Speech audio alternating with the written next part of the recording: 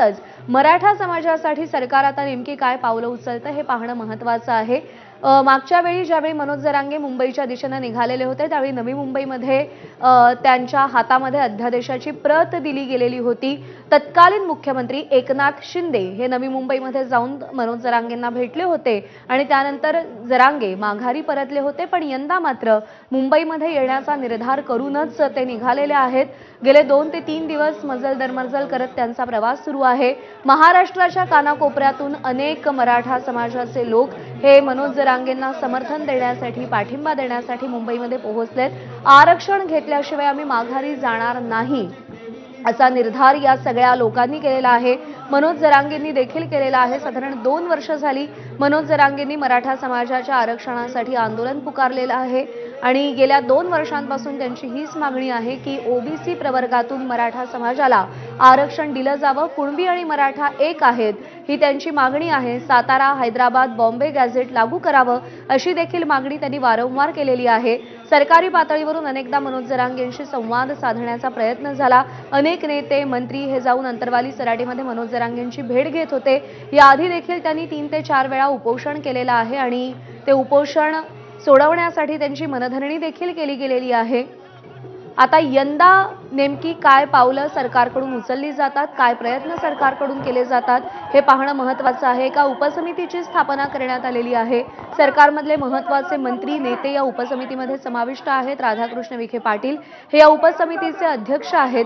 त्यामुळे आता आज आझाद मैदानावरती सरकारच्या वतीनं मनोज जरांगेंची भेट घेण्यासाठी नेमकं कोण पोहोचतं हे पाहणं देखील तेवढंच महत्त्वाचं आहे।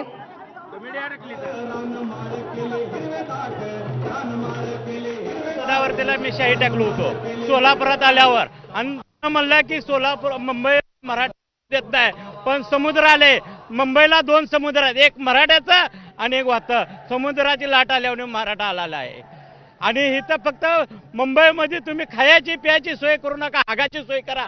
आरक्षण घेतल्याशिवाय माघारी जाणारच नाही। एका दिवसाची परवानगी आहे।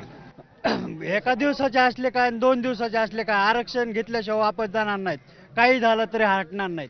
हा आणि बीडवरून आलोत। आम्ही परभणीहून आलेलो आहे आणि माझ्यासोबत 501 जण आम्ही गावातून घेऊन आलो। 501 जण आणि यावेळेस आम्ही निर्णय घेतला की आमच्या भविष्यातील मुलांसाठी जर सर्व समाजाला बाकीचे आरक्षण मिळत असेल, आम्ही मराठा होऊन आम्ही जातीचं चूक केली का? सरकारला आम्हाला एकच संदेश द्यायचा आहे की यावेळेस आम्ही गावाकडे जाणार तर आरक्षण घेऊनच जाणार, नाही तर यावेळेस आरक्षण जर नाही मिळालं तर आमचे मृतदेह मुंबईतच मरताल। ज्यावेळेस उद्धवजी सरकार होतं त्यावेळेस फडणवीस साहेबांचे स्वतःचे शब्द आहेत, त्याची रेकॉर्ड आहे माझ्याकडे की फडणवीस साहेब स्वतः बोलतात की आरक्षण द्यायचा अधिकार राज्यालाच आहे, आरक्षण द्यायचा अधिकार राज्यालाच आहे, पण राज्य टाळाटाळ करतं।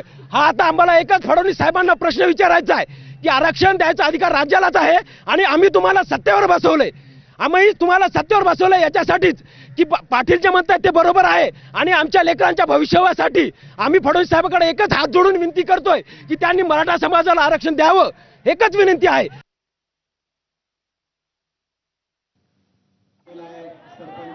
तर अत्यंत आक्रमक अशा प्रतिक्रिया मराठा समाजाच्या आपण पाहिलेल्या आहेत। आम्हाला आरक्षण सोडून दुसरं काहीही नको, आरक्षण द्या आणि मनोज जरांगेंच्या मागण्या मान्य करा अशी मागणी घेऊन असा आग्रह धरत हे सगळे आंदोलक सध्या मुंबईमध्ये पोहोचलेले आहेत आणि दृश्य आपण पाहतोय आझाद मैदानातली। आझाद मैदान हे गर्दीनं पूर्णतः फुलून गेलेलं आहे। 5000